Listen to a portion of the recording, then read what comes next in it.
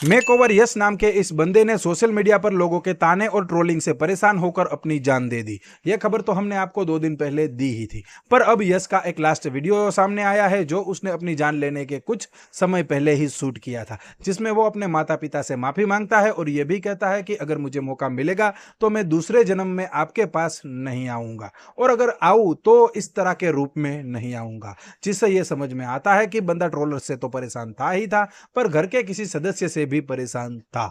सुनिए। Papa mummy Radhe Radhe. और श्रीमती चिंकी तुम्हें भी बाबू राधे राधे। मैंने कभी नहीं सोचा था कि मैं मेरे जीवन में ऐसा बन जाऊंगा या मेरे साथ ऐसी परिस्थिति आ जाएगी, पर भगवान ने मुझे जो कुछ बना के भेजा वो बन के आने के बाद भी मैंने ना मेरे जीवन में हमेशा लड़ना सीखा। लड़के कुछ बनना, जीवन में आगे जाना, नाम कमाना, तुम्हारी इज्जत के लिए लड़ना मैंने सीखा। मैंने कभी कुछ मैंने मेरे जीवन में कभी कुछ गलत नहीं किया। मैंने कभी किसी का बुरा नहीं किया, कभी किसी का गलत नहीं किया ना मैंने कुछ अपने साथ गलत होने दिया। और पापा मम्मी मैं तुम्हें बहुत प्यार करता हूँ, और चिंकी बेटी मैं तुम्हें बहुत प्यार करता हूँ। मेरे मरने के बाद दुनिया की सारी खुशी भगवान दे रहे, भगवान बहुत खुश रखे उनको, बहुत खुश रखे भगवान, उनका इतना ख्याल रखे।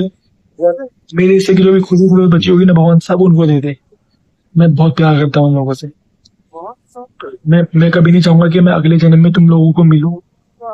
अगर मुझे कभी अगला जन्म मिले ना तो मैं तुम्हें कभी ना मिलूं, और मैं कभी मिलूं तो ऐसे ना मिलूं, और इस रूप के साथ मैं मिलूंगा। राधे राधे। अब बात करते हैं अरमान मलिक के बारे में। तो पटियाला डिस्ट्रिक्ट कोर्ट ने उनको समन भेजा है हिंदू होकर 4 शादियां करने के जुर्म में। उनके विरुद्ध पटियाला कोर्ट में जो पिटीशन दाखिल की गई है उसमें यह दावा किया गया है कि अरमान मलिक ने पहले शादी की थी, बाद में डिवोर्स हो गया, उसके बाद पायल मलिक से शादी की, उसके बाद कृतिका मलिक से शादी की, और अब हाल ही में उनके वीडियो में लक्ष्य नाम की एक महिला नजर आती है जो कि उनकी 4th वाइफ है, ऐसा दावा किया जा रहा है। अब इसी बीच लक्ष्य का एक इंटरव्यू सामने आया है जहां पर उन्होंने यह दावा किया है कि मैं तो उस फैमिली के साथ काम करती हूँ, मैं तो व्लॉगिंग के लिए गई थी, मैं उस फैमिली के बच्चों की व्लॉगिंग करती हूँ और मेकअप आर्टिस्ट भी हूँ, मुझे जो काम मिलता है वो मैं कर लेती हूँ, हमारा दूसरा कोई रिश्ता नहीं है। अरमान मलिक तो मुझे अपने बच्चे की तरह रखता है। सुनिए। आप घर पे रह रही हैं, तो आप किस लिए उनके घर पे रहती हैं? आपके बीच में क्या संबंध है? मैं यहाँ पे जब आई थी, मैं एज अ व्लॉगिंग करने आई थी, बच्चों की व्लॉगिंग करती हूँ और मैं क्लिनिक भी संभालती हूँ। वहाँ पे मैं एज अ मेकअप आर्टिस्ट भी काम करती हूँ, बच्चों की यहाँ व्लॉगिंग करती हूँ, कैमरा चलाती हूँ। तो यहाँ पे मुझे कम से कम 4 से 5 साल हो गए हैं, और मतलब एक फैमिली रिलेशन है उनके साथ मेरा। और पायल और गोलू दी मुझे हमेशा एज अ सिस्टर ट्रीट करते हैं, और अरमान जी बच्चों की तरह ट्रीट करते हैं। मतलब फैमिली रिलेशन है मेरा उनके साथ। बताया जा रहा है कि आप जो कि हैं उनकी अरमान मलिक की पत्नी है, तो अगर ये तीसरी शादी हुई होती तो क्या इन दोनों को ऑब्जेक्शन नहीं होता?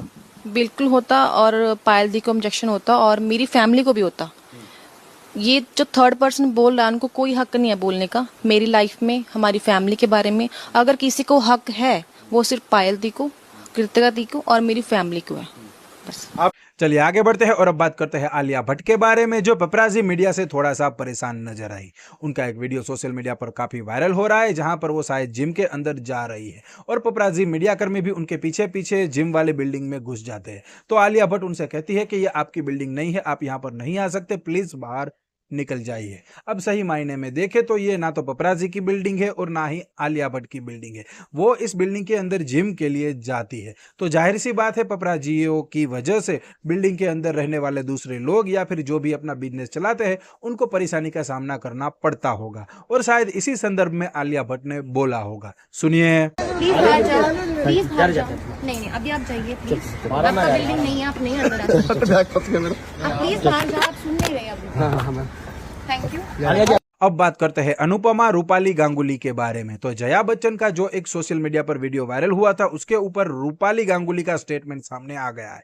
2 दिन पहले जया बच्चन का एक वीडियो सोशल मीडिया पर काफी तेजी से वायरल हुआ था जिसमें वो एक युवक को जो उनके साथ सेल्फी लेने की कोशिश कर रहा था उसको धक्का मारकर दूर खदेड़ देती है। अब इसी चीज के ऊपर बात करते हुए रूपाली गांगुली कहती है कि मैंने जया बच्चन को देखकर ही एक्टिंग सीखी है, उन्होंने मेरे पिताजी के साथ काम किया था और उसके बाद ही मैंने एक्टिंग सीखी, पर मैं आशा करती हूं कि उनसे एक्टिंग तो सीख ली पर उनका जो बिहेवियर है, जो बर्ताव है वो मुझ में ना आए। सुनिए। जया जी को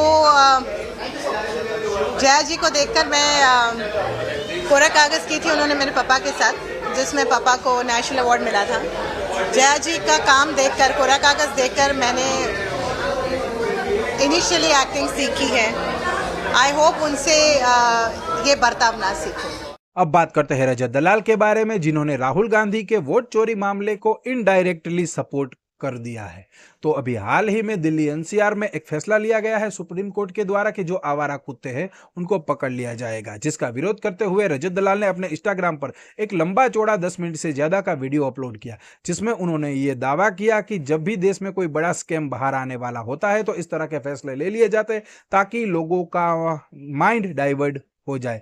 अब हाल ही में देश में सबसे बड़ा मुद्दा तो वोट चोरी का ही है और रजत दलाल शायद इसी के बारे में बात कर रहे हैं। सुनिए। अरे अगर हम कुत्तों से ऊपर हैं, कुत्ते हमसे नीचे हैं समझ में, तो हम समझेंगे कुत्ते समझेंगे। कुदरत की चीजों के साथ खिलवाड़ करने वाले हम कोई नहीं होते।